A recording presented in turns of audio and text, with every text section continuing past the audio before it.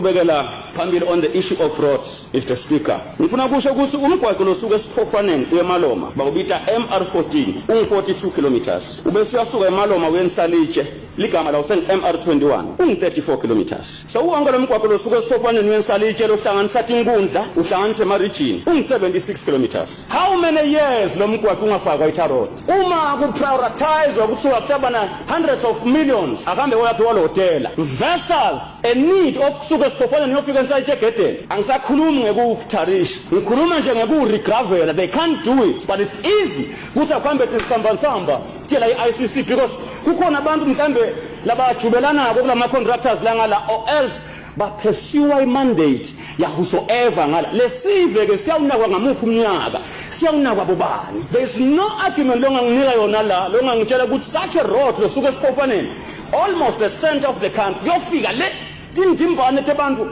awukwati nokuthi ufuna ugravele letha lona itha udala utocela amamiliyoni nje wakhala hotela abakhona ke ufike esibhedlela ngale Timothy abakhona ukusebenza to stimulate the economy.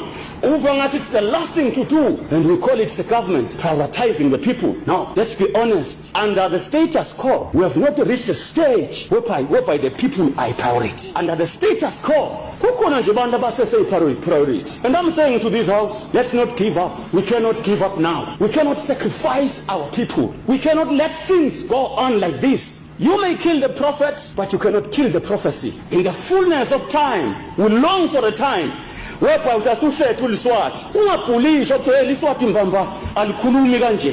Where we separate fear and respect, silence and peace. Sibona ukuthi lo mntwana akayithi no respect lo une fear. It's not peace, it's silence. Up until we reach that stage last aba robust khona sithethishe ma issues singa intimidate time, we will then have a country that is progressive.